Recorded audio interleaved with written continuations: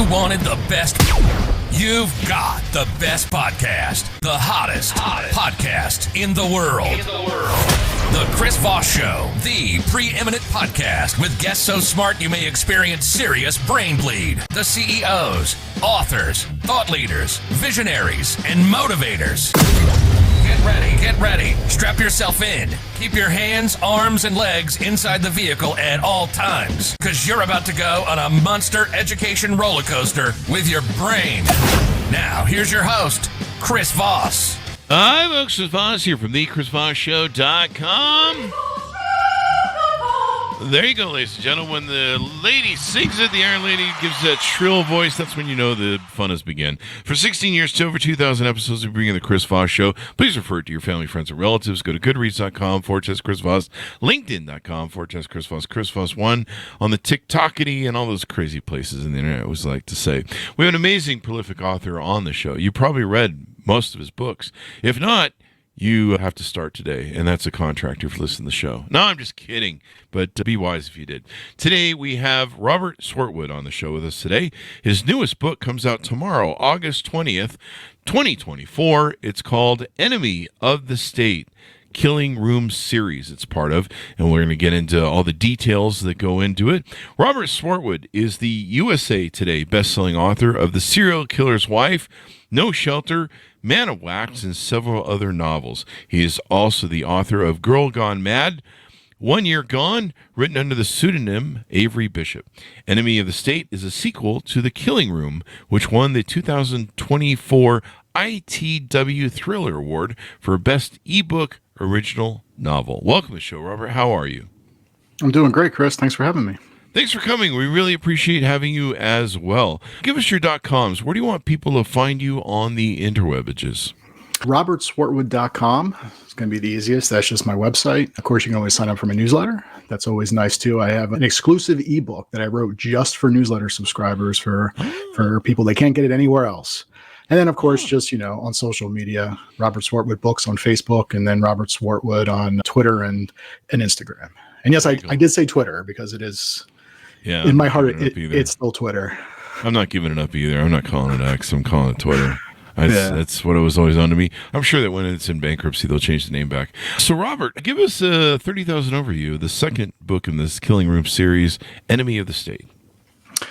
Yeah, so it's the second book in the series, which really picks up right where the first book leaves off. So for readers who are not familiar of the first book, with The Killing Room, it takes place in Las Vegas. It is about a businessman who wakes up in a hotel room where he doesn't know how he got there, where he is, and he finds a dead woman in the bathtub. Oh, and that's like every weekend whenever I'm in Vegas. That's right. So it's only but that's like the first two chapters. And then the fun thing about that book, and that is the one you mentioned that did win the Thriller Award, which I think is actually sitting up there. It is a book that constantly is changing. So it's a book that's, some novels I enjoyed the Jack Reacher books, but when you start a Jack Reacher book, you know exactly what you're getting when you go into it. Mm-hmm. But personally, as a reader, but also as a writer, I love those books where they're constantly messing with your head. They're, you think they're heading one direction and all of a sudden they head another direction. And so The Killing Room was one of those books where what you think is happening is not really what's happening. And then there's these twists and then whatever else. It ends on a cliffhanger.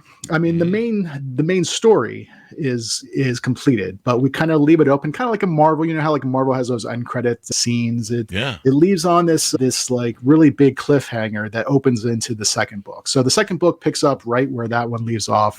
The main character, essentially, the people who thought he was dead realize now that he's not, and so he's been branded a traitor or an enemy of the state, and he's on the run, and he has to clear his name. And I wanted to also do, how do I want to say it? I didn't want to just do a typical chase novel, because that type of setup is a very typical thing. And so what I often doing is taking those typical tropes in the thriller genre, crime drama, action drama, or the genres, and just trying to put a fresh spin on it or a new twist. So that was my attempt with this second book in the series. Ah, there you go. It's got the same main character running through it all. It doesn't sound like it's a standalone then. It sounds like you may want to read the first one first, right? I've seen some reviewers mention that you probably could read it as a standalone because there are references to the first book. And so I try to make it easy. Plus, because I also understand that a lot of readers don't just immediately pick up the second book after they read the first book. A lot of these readers have read the first book last year, and now they're going to be coming back into it. So I do that author-esque thing where I try to give a little refreshers here and there throughout the book, so that what happened in the first book also is mentioned, or kind of gives people those reminders, I guess I should say. There you go. Tease out so they can get filled in. Yeah, but no, it's definitely not like one of those, like I mentioned Jack Reacher. It's not like a Jack Reacher book where you could pick up book 18 and then read book 5 and it all makes sense. So there's definitely an arc here so far in books 1 and 2. Nice. And people love them. So give us a little bit about your history. How did you grow up? When did you start writing, or know you had a knack for writing and all that good stuff?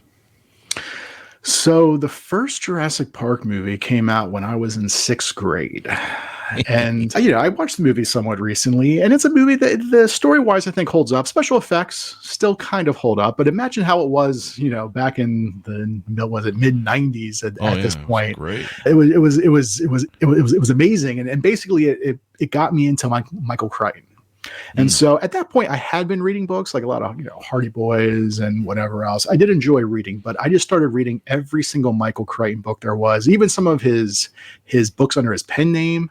And from there, it was Stephen King. My very first Stephen King novel was Insomnia, which if anybody is a Stephen King fan, they know that Insomnia is not really one of his more well-known books. It's not an easy book probably as an introductory to Stephen King, but I loved it. And at that point, I knew, okay, this is what I want to do. I want to be a writer. And so that's why a lot of my earlier stuff was more supernatural, more horror. And a lot of short stories. Some of my first books were that way. And then eventually I just kind of made that transition into I think it was No Shelter, my first female assassin book in that series, the Holly Lynn series, and then also The Serial Killer's Wife. Those were straight up thrillers. And from that, it's just been writing thrillers. I mean, that's mostly what my passion is. Even though I thought I wanted to be a horror writer, it turned out I'm naturally, I guess, more of a thriller writer at heart.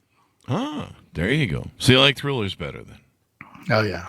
I mean, I enjoy reading a good horror book, but I'm just not good at it. I think some writers they get into writing because they like a certain genre, and then sometimes that's the genre that's meant for them. But sometimes there's certain genres they just start gravitating toward a different genre because they find out that that's what they really love, and that's where the passion is. Because I think that readers oftentimes can sniff out fakes. When an author is trying too hard and they're trying to write in a genre that they don't really enjoy, they can usually just tell it's just not, it just doesn't feel right.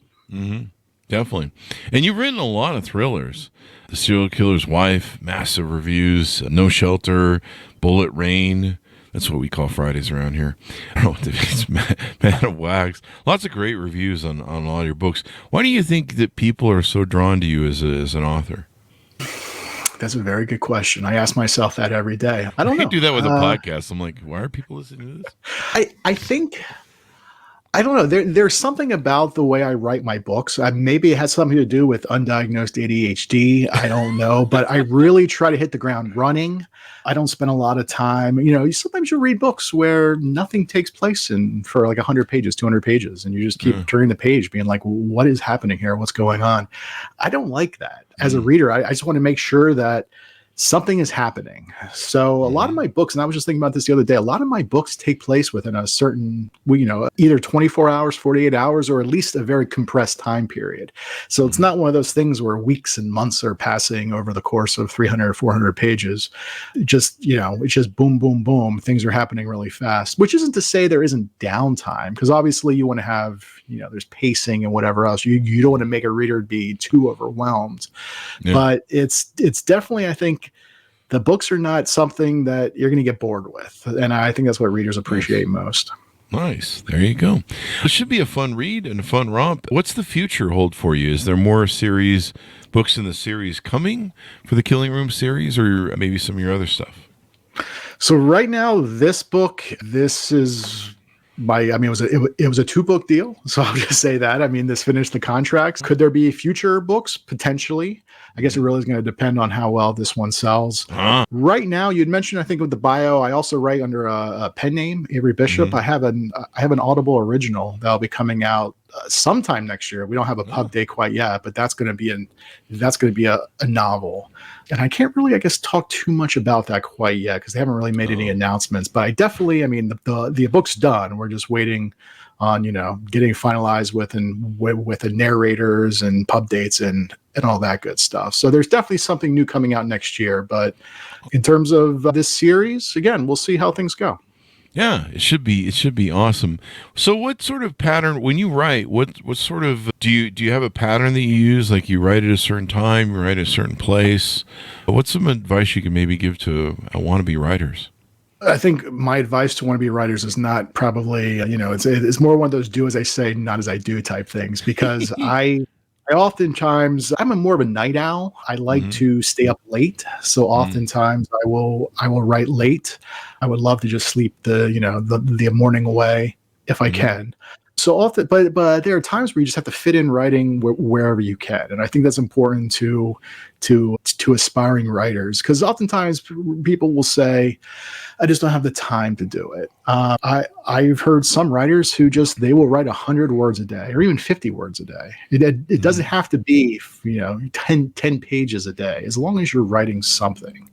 And anybody can just sit down and write a sentence. They can write a paragraph. So it's really just squeezing in that time. I think it's one of those things that if you have the passion for it, you will find the time, because TV is not that important. Playing games on your tablet is not that important, especially if you feel that you have stories to tell. That's true. Everyone's got stories to tell, I think, really, when it comes down to it. Although some people are more interesting than others, but it's how you design it. But yeah, it's. I remember when I wrote my book, I had an hour accountability group that I was in. And so we would focus on every day you had to put down an hour of, trying to write your book and stuff, and that was really important. Like you say, just finding time and writing a book and getting into. How do you figure out what genre you're good at? I don't know if that's a good question, but how did you find what genre works for you, or was it just what turned you on to a certain? So again, I had kind of grown up in the horror genre. I still have a lot of friends who write horror. I had helped a friend of mine that he had a magazine at the time. It was a horror dark fantasy magazine. I was an editor for that. So I was reading a lot of slush, which is another thing for aspiring writers. If you ever have the opportunity to read slush, and what we mean by slush is just the mass submission. So usually a magazine, when people are submitting stories to a magazine, they call that slush. Oh. And so being able to read, you're going to see a lot of different types of quality in those stories that are being submitted.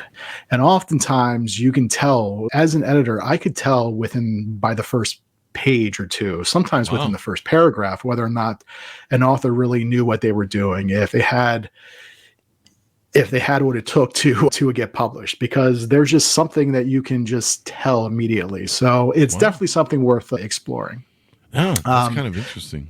But I had these two writer friends who sat me down one time. I think we were at a mutual friend's birthday party somewhere. I think it was in New York. And they sat me down. They're basically like, what are you doing here? Why are you hanging out with us? And I said, what are you talking about? And they're like, you're not a horror writer. You don't write horror. And I was like, what? I was insulted. Part of me was insulted. But in retrospect, I saw what they meant. And they were basically saying, even though, and again, this goes back to what you have the passion for. Sometimes you might feel like you want to write a certain genre. And again, if that's what you want to do, good on you. But I think there are times where it really comes through in the storytelling that maybe your heart or your soul just really isn't in the stories that you're telling in that particular genre. I know a lot of writers who oftentimes they start in one genre and then they end up writing in another genre. And sometimes, quite honestly, that is for financial gain. They might just not be having any luck in, genre A. And so they decided to switch over to genre B, and all of a sudden they gain a readership, and they're selling books. And so they just keep going. I mean, sometimes I guess you can kind of fake it. Just, you can fake it till you make it. Fake it till you make it. That's how I get through life. I think that's the saying. I'm not sure. It's been a while. I feel like it's a very old saying. I'm not sure. Yeah. That's how I get through life. I fake it till I make it. I'm still waiting for the make it part, but yeah. So there you go. Well, it's been wonderful to have you on. Give us a final pitch out to people on where to pick up the book, your .coms, and all that good stuff about what's coming in the future. Yeah, so again, Enemy of the State comes out tomorrow, August 20th. All online retailers should have it. It's in paperback and ebook. Also, the audiobook. I have a great narrator, Eduardo Ballerini. Anybody who listens to audiobooks on a regular basis would recognize that name. He narrated the first book. He did an amazing job. I haven't heard the second book quite yet because, again, it hasn't been available, but I'm sure he does an amazing job as well. So that's at Audible and anywhere else you would pick up your audiobooks. There you go. People love the audiobooks now. Sometimes the reader of these audiobook thrillers and, like the Brian stuff and all that stuff, they really are becoming prolific. They can read it in such a way that makes it almost like a movie. Yeah. I mean, some of the audiobook narrators, they essentially have their own fan base. Yeah. You have one of my other books, you mentioned the Avery Bishop, they're 1 year gone. Brittany Presley narrated that book, and I think one of the very early reviews that came in on Audible was somebody who had said, I didn't know anything about the author or the book, but I'm a huge Brittany Presley fan, so I downloaded it, and I'm glad I did, because fortunately the person liked the book too, but they were just downloading it because of the narrator. That is wild. You're like, I the audio reader or whatever narrator is going to be bigger than the author. That does happen. Absolutely. Ray Porter is one. I mean, Ray Porter has a huge fan base. Scott Brick comes to mind. Julia Whalen. Huh. Yeah, a lot of these narrators are rock stars, and and they deserve it. They do an amazing job because it's not just reading. Mm-hmm. They're just reading the book. They're performing the book in a way. Yeah. They do amazing jobs. Bring it to life. There you go. Thank you very much for coming to the show. We really appreciate it, Robert. Thanks for having us. And then also, please come back for your future books, too, as well. Yeah, thanks again, Chris. I appreciate it. There you go. Order the book, folks, wherever fine books are sold. August 20th, 2024. The second book in the Killing Room series, Enemy of the State. Pick it up wherever fine books are sold. And subscribe to Robert's newsletter as well. You can get that free, I think it was an ebook or an audiobook. Free ebook. Yep. Ebook. Exclusive. Exclusive. That's a great way I should do that. So there you go. Thanks so much for tuning in. Go to goodreads.com/Chris Voss, LinkedIn.com/Chris Voss. Chris Voss, one of the TikTok, all those crazy places on the internet. And be good to each other. Stay safe. We'll see you next time.